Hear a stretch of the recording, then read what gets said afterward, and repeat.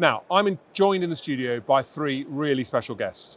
Jill Hewitt, CEO of the National Association of Agricultural Contractors, Sam Downie, Managing Director of Mates in Mind, and Professor David Rose, the Elizabeth Creek Chair in Sustainable Agricultural Change.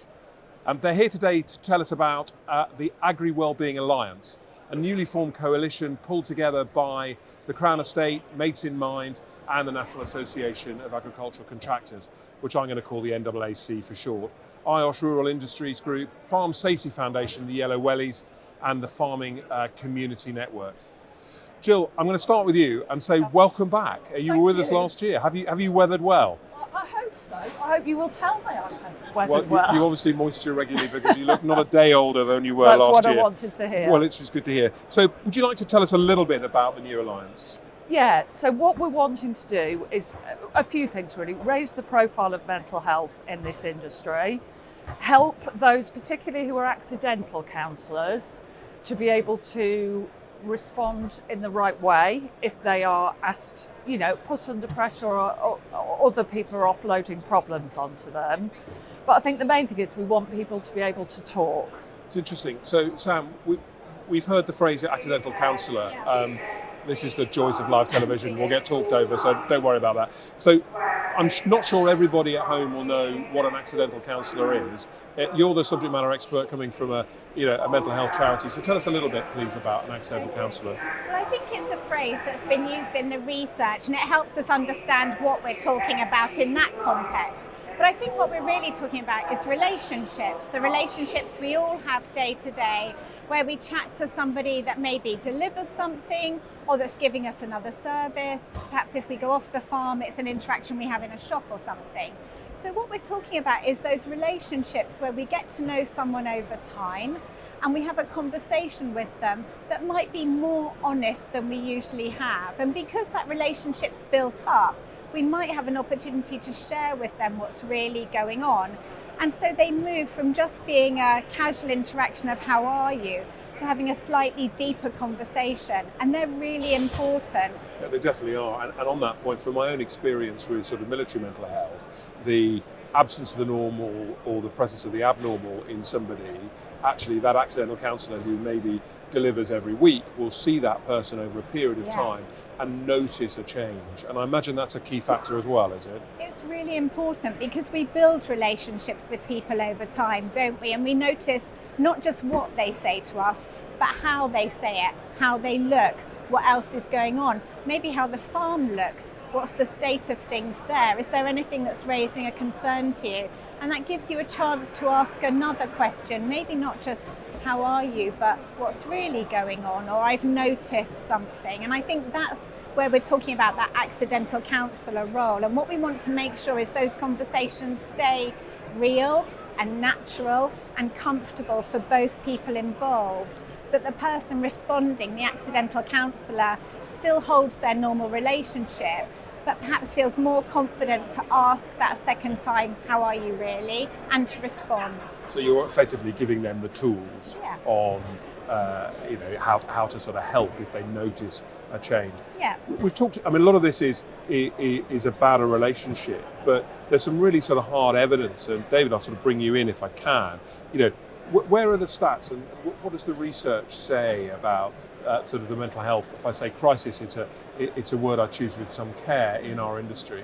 Yeah, well, the word crisis I think is a good one. I often use the word permacrisis. So farmers who are at the show will know they face challenges on a daily basis.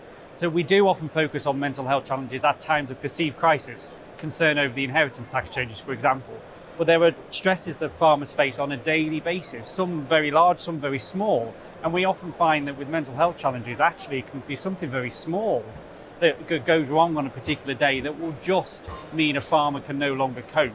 And I think we've seen some very good research both in the UK and globally in recent years trying to understand the prevalence of the problem. So Grabby's Big Farming Survey in 2021 that spoke to 15,000 farmers in England and Wales explored some of the challenges of farming mental health and some of the drivers, and discovered that perhaps up to a third of farmers in England and Wales were probably or possibly depressed.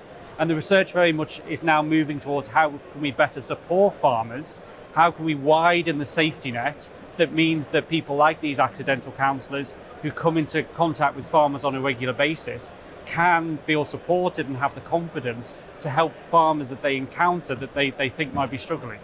See, that's a really interesting point. So, you're building a book of research and stats which are really clear, but actually your own work looks at helping farmers through the enormous changes that our industry is facing. And mental health and the stigma around it is one of those, and a key one for today. Would you like to sort of talk a little bit about that and how you can help with how you are helping with managing change? Yeah, absolutely. As I said, plenty of research from Australia and Canada and the US, and the Farming Health Hub down in Cornwall with Exeter, University of Exeter have done some fantastic work. We know that farmers can face difficulties in accessing support for their mental health for a variety of reasons. Either it can be that support is inaccessible. So if you look at primary healthcare and mental health provision through the NHS, it isn't often very accessible in rural areas. We know that farmers can struggle to find time to get off the farm and find time or access to support when it is available. So increasingly we're moving towards trying to understand how we can better support farmers in places where they are, at agricultural shows like this, at Auction Mart, but also on their own farm. We know that farmers find it easier when there can be stigma to open up to family and friends and advisors, people who they trust, people who they've built a relationship with over many years. Those accidental counsellors we're speaking of have a really good opportunity to spot signs of distress and also support farmers. And I think the Wellbeing Alliance is as much about supporting farmers as it is about the accidental counsellors themselves. We know that these counsellors themselves face a burden of when it comes to helping farmers with these issues. So farmers often share concerns with them, and we don't want farmers to stop sharing concerns with them, but many of these accidental counsellors have to take that back with them. And if they can feel better supported to be able to help those farmers better supported themselves, I think it could be a win-win both ways. That's an absolutely fascinating point, isn't it? Because the accidental counsellors, you're not recruiting them, they're already doing this job. Yeah. And actually, I imagine that could be really overwhelming. Jill, some of your members, you're right on the front line on this, contractors visiting farms. I imagine that you're giving your members really good tools in order to deal with this. Well, we give them all of the support network as to who they could ring or who they could put their customers in touch with. But you're right, contractors themselves are under massive pressure, financial and just dealing with a contracting business and the logistics. But then I spoke to somebody this morning, they go on to 70 other farms and take on their problems as well, which I think contractors are happy that they do, but we need to make sure everybody can deal with that. The contractor has the tools to help the farmer if they need it, but also then the contractor themselves has the tools to help themselves if they need it. Yeah, absolutely. So Sam, just taking a step back if we can. So the new alliance, I saw the Crown Estate, I saw your charity. So how did it come about? And just talk through the sort of different roles of the different members, if you could, perhaps.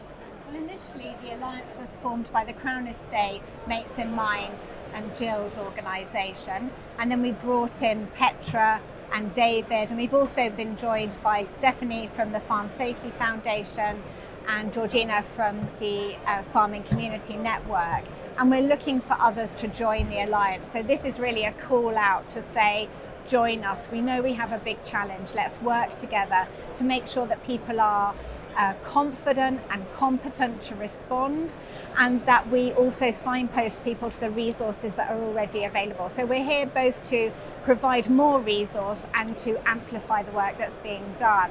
And I think that's really important because we know that there is huge resilience within the sector. So there's something about recognising that and growing that as well as bringing in more. I think people's access to help is critical. So, does the Alliance have a website, or how do people tell us how do people find? So you can come and find us today. We're here at the show, and we have a QR code, and we're giving out leaflets, and we can share that. And you can go to our website.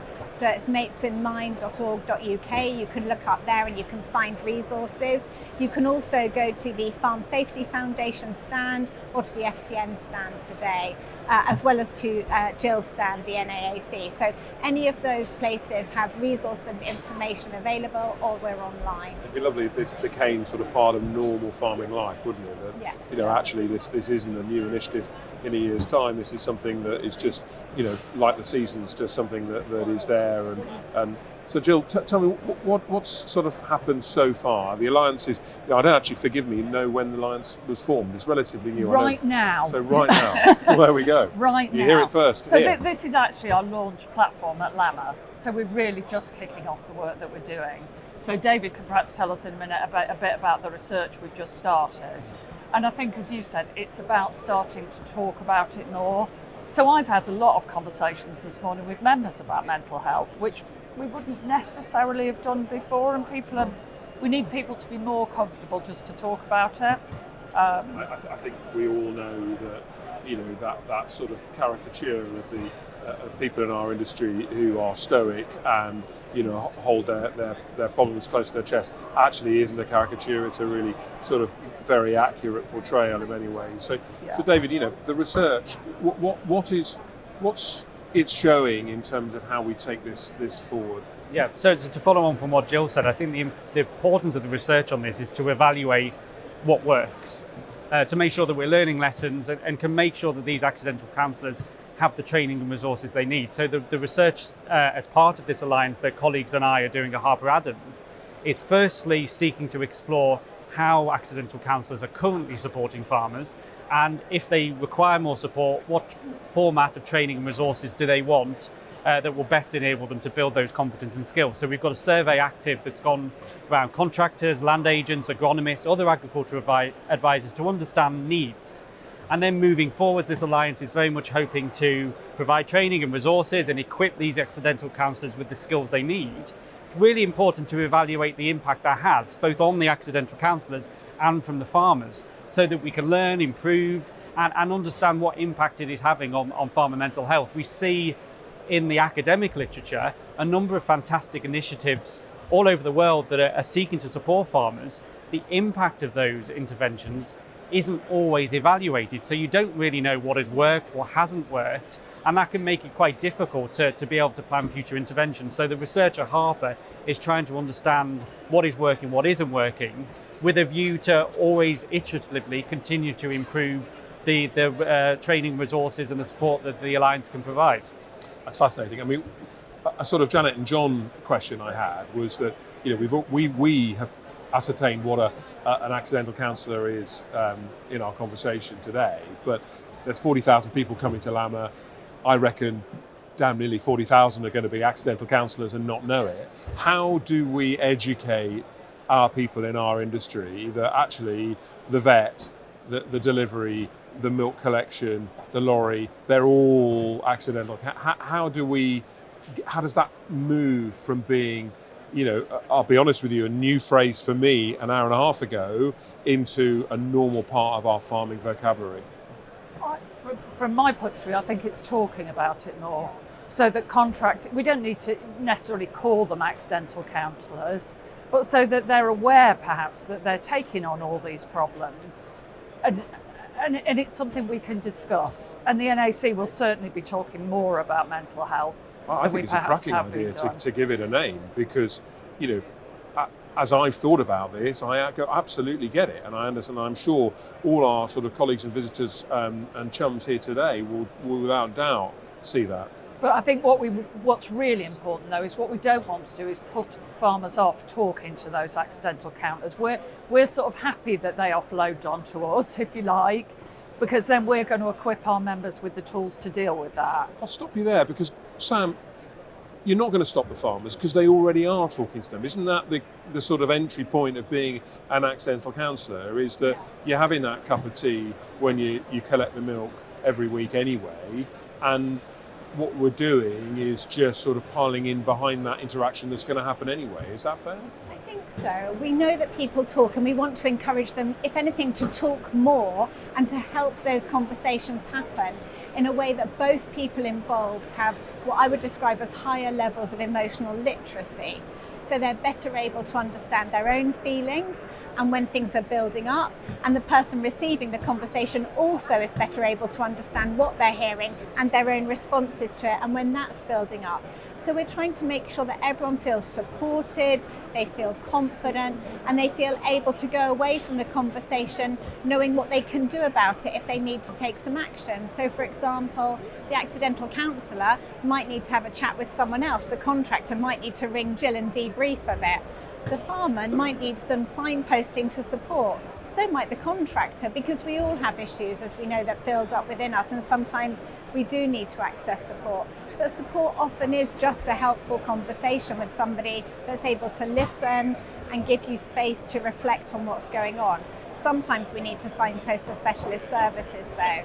And I think when we're talking about accidental counsellors, that's what we're understanding, is that they want to be able to respond well. They want to know what the specialist services are. They want to know how to help people get to them easily. They want a card or something in their pocket, something they can hand over and feel that they've helped in some way. Because I think we all know that feeling when somebody's in distress and you hear it and absorb it and you care and you want to make a difference. A couple of things that come out of that. I get that entirely. I think first, we don't want our accidental counsellors to become, to use a phrase, the next mental health casualty because they're holding stuff on. I also think that you've got a tricky job. You've got a world-renowned academic there, Indeed. But using phrases like increased, emotional literacy is actually going to be perhaps quite difficult for some people. I'm struggling to I think I'm there, but actually making sure we communicate at a way that our constituency get it, I imagine is really tricky. David, this must be something you thought about, how you land your points in a way that isn't an academic paper, I suppose. Yeah, absolutely. I mean, we always try and communicate as well as we can. And I think with conversations around this, very often it isn't using the language of mental health and mental well-being or overly medicalising something. The research we've done at Harper Adams shows that the conversations farmers often find very valuable is the normal everyday conversations with people at auction marts, the advisors, people down the pub, people in the post office that just ask, how are you? You just offload problems, have those very normal conversations, and that helps with mental health, but you don't have to be using the language of mental health. But isn't that the critical point, actually? I was going to be my next question, actually, yeah. which is you have that conversation. Everyone is assuming they are arriving into a crisis. So the accidental counsellor arrives, and you've got someone who is clearly very distraught. Actually, what you're looking to do, as I understand, is establish, good behaviours so that, 9 months, 12 months, X months earlier, the conversation around the table, the cup of tea, is heading problems off at the pass. Is that fair? Yeah. I mean, Sam is much more of a mental health expert than me, but we know that mental health challenges are on a spectrum. Yeah. We have stress, anxiety, depression, and very sadly sometimes suicidal ideation. That can very often be a very long process. And I think what the Alliance wants to do, and what all the other fantastic supporters of mental health, whether it's chaplains or charities and others, want to do, is to be able to help farmer at a very early stage. If you've maybe just had one bad day, you're starting to feel like you're struggling in some way, that's the point at which support can be incredibly valuable and can stop mental health challenges from becoming more of a problem. And Sam, that's a much easier concept for an accidental counsellor to get their head around, is that this is not a conversation in crisis necessarily. Yeah. Actually, it's a conversation many months before, just as part of normal life. Is that a fair assessment? Exactly. We say that we want to make conversations about mental health and well-being be supported, prioritised, and happening normally day to day, so that we all feel comfortable talking about how we are, how we're feeling, as well as how we're doing. And I think that if we can do that, we can make it feel okay to say when things have gone well, haven't gone well, or are indeed in crisis, because we want people to have conversations at all those points. We want them to feel confident and comfortable to say at each one of those points how it's going for them that day, whatever their relationship is within the sector, whether they're the farmer or the contractor or the accidental counsellor. I'd like to think this is a generational problem that will reduce over time, and David, might not be the case with the statistics, and I'll come to you in a second on that. But are you going to focus on the next gen so that these established problems that we've talked about are not a problem for the next generation in 15 years' time, or is that just too fanciful a concept? I think we want to change farming for the future by helping now, but we want to change it now for everyone that's in it now. We are dependent on farming. It's in all our interest to help the sector become more resilient. And so for us, it's about working with everyone in the sector as it is now. And of course, that benefits those coming in.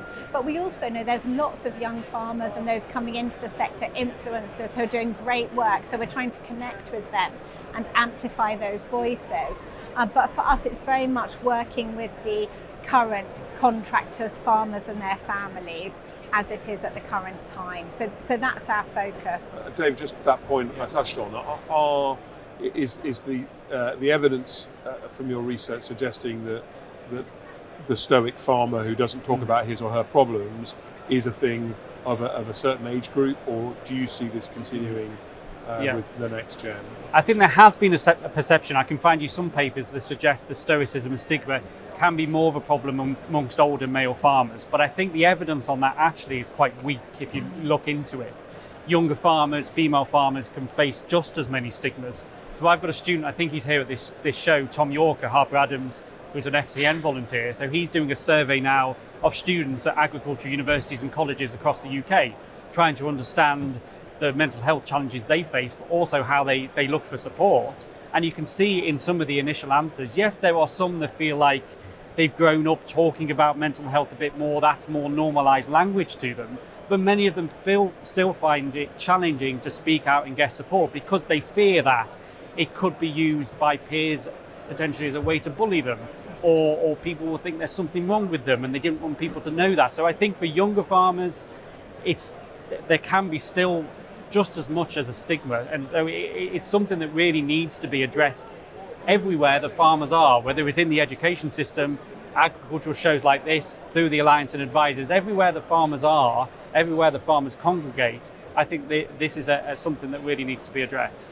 Jill, your members, I'd be interested to know what sort of average age the NAAC member are, but my own perception is that you've got quite a lot of young people who are contracting. Yes, it's quite mixed. And are you still, I saw you nodding at David's comments about, so you're seeing those issues that David raised in terms of young people also having mental health hiccups, bumps in the road as well. Yes, and I think mental health can affect anybody. Mental health issues. It's just whether we talk about it. And a lot of mental health issues stem from things like bereavement, divorce, financial worries, and then the bigger farming issues that we've got at the moment. And those issues can affect anybody, from young to old. So I think we need to be clear that we're absolutely looking at the whole spectrum. I agree. I think, but we maybe don't talk about it. Yeah, I think that's the point, isn't it? Yeah. I wasn't saying that the younger generation don't have the problems. It's they don't have the perhaps the sort of the stoicism shadow thrown over them that the older generation would do. But I still think there's some stigma across. I think there's still a stigma at any age over mental health issues. Well, the three of you wouldn't be stood before me today if that wasn't the case. Yeah, and that's what we're trying to remove, some of that stigma. I think the thing as well is, of all sectors, farming is one of the highest intergenerational working sectors where people are handing through families. So I think it's really important when we're thinking about helping make change, that actually wherever we make change, whichever conversation we have, it will go out through a community and a network of relationships, whether they're familial or work relationships. So for us, it really is that every conversation counts. Every time that we can help a conversation to be that bit deeper, that bit better supported, that bit more resource, that opportunity to share it afterwards, that's going to have a positive change, not just on the two people in the conversation, but all those that they're interconnecting with. Of course, that's a fascinating point, isn't it, that you have the intergenerational behaviours also being passed on. So, the elder of the family is stoic and people see that perhaps as the behaviours to follow. what an absolutely extraordinary, vital conversation we've had this morning. You know, this is a subject that's really close to my heart, and you know, I know how busy the three of you are. So for you to come in today and tell us about the Alliance, I really think has been absolutely fantastic. So thank you so much. I mean, I really, you know, can't emphasise enough how much people should go and meet the three of them on their stands and talk about the Alliance. Just really for me to say thank you so much to Jill, Sam and David for joining us here in the studio live on Agriconnect TV.